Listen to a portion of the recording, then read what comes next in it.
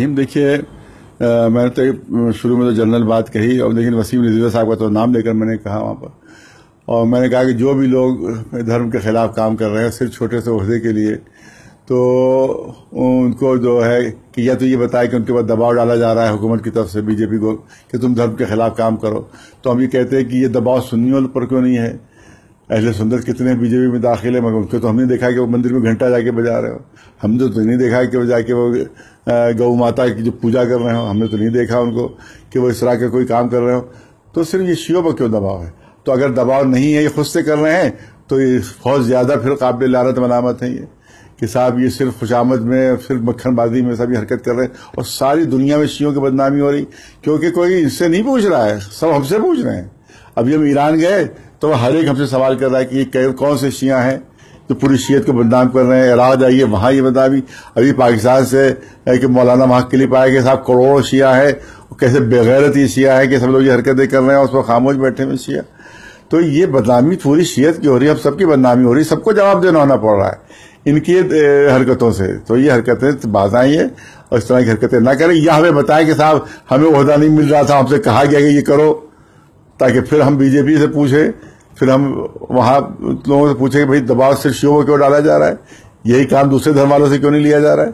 تو ہم تو سمجھتے ہیں کوئی دباؤ ان کی طرف سے نہیں ہے، کہ اپنی جان بوجھ کے خود خوشامد میں یہ سب حرکتیں کر رہے ہیں، جس کی وجہ سے پوری دنیا میں شیعہ بدنام ہو رہے ہیں، پوری دنیا میں شیعہ بدنام ہو رہے ہیں. اور دوسری چیز یہ کہ وسیم رضوی صاحب کو تو ہم نے نام لے کر کہا وہاں پر جمعے میں کہ بھائی جب فتویٰ آ گیا وہاں سے کہ بھائی وقف کی زمین جو ہے وہ کسی بھی دوسرے دھرم والے کو نہیں دی جا سکتی ان کی عبادت گاہ بنانے کے لیے، جب ان کا فتویٰ آ گیا تو اب آپ کو رائٹ کہاں رہا اس کا؟ اب آپ اس کو انکار کر رہے ہیں، اس کو نہیں مان رہے، تو آپ شیعہ سے خارج ہو گئے، شیعہ سے نکل گئے آپ، بلکہ اسلام سے نکل گئے آپ. کیونکہ ہمارے یہاں تقلید کا وہ ہے کانسیپٹ، ہر آدمی مقلد ہوتا ہے کسی مجتہد کا، اس کی بات اگر نہیں مانتا ہے تو پھر وہ شیعہ سے نکل جاتا ہے. تو جب آپ شیعہ سے خارج ہو گئے یا شیعہ سے نکل گئے، تو اب کیونکہ وقف بورڈ میں شرط ہے کہ شیعہ ہونا چاہیے وہاں کا چیئرمین، وہاں کے ممبر شیعہ ہونا چاہیے، تو جب آپ شیعہ ہی نہیں رہے تو آپ کو رائٹ بھی نہیں رہا کہ وہاں کے چیئرمین رہے، وہاں کے ممبر رہے. لہذا اسی لیے ہم نے گورنمنٹ سے کہا ہے کہ کیونکہ شیعہ نہیں رہے، لہذا ان کو وہاں کی چیئرمین شپ سے بلکہ ممبر شپ سے بھی وہاں کے فوراً ہٹا دیا جائے وہاں سے، کیونکہ یہ شیعہ نہیں رہے، اور شیعہ اگر نہیں رہے تو پھر رائٹ بھی نہیں رہا وہاں کے چیئرمین ہونے کا. اور دوسری چیز ہے کہ ہم پہلے ہی کہہ چکے ہیں کہ اگر عدالت نے فیصلہ کر دیا اس بات کا کہ یہاں کے اوپر مندر تھا، مندر کو کھود کے مسجد بنائی گئی، تو ہم پہلے ہی کہہ چکے ہیں کہ یہاں پر پھر مسجد نہیں بن سکتی، یہاں پر نماز نہیں ہو سکتی. یہ پہلے ہی ہماری طرف سے کہا جا چکا ہے.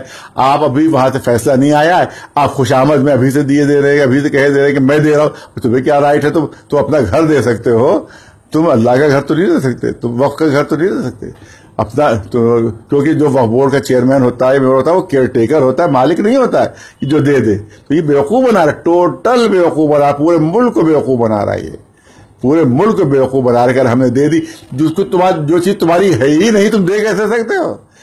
میں نے دے دیا گورنر ہاؤس تم کو، وسیم رضوی کو دے دیا، جائے رہنے لگے اس میں.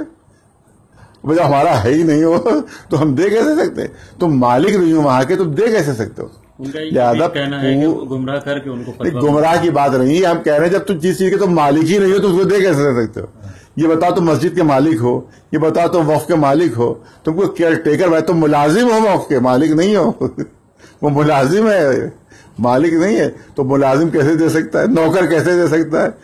تو بغیر مالک کی. لہذا ہمارا کہنا یہ ہے کہ یہ شیعہ نہیں رہا، گمراہ کر کے بالکل صاف فتویٰ ہے کہ بھئی وقف کی زمین جو ہے وہ نہیں دی جا سکتی. اس میں گمراہی کا کیا بات ہے؟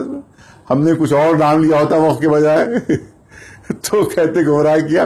ہم نے تو بالکل جو کلیئر ہے معاملہ کہ وقف کی زمین دی جا سکتی ہے، نہیں دی جا سکتی، انہوں نے صاف کہہ دیا کہ نہیں دی جا سکتی، ختم ہو گئی بات. اس میں گمراہی کی کیا بات ہے؟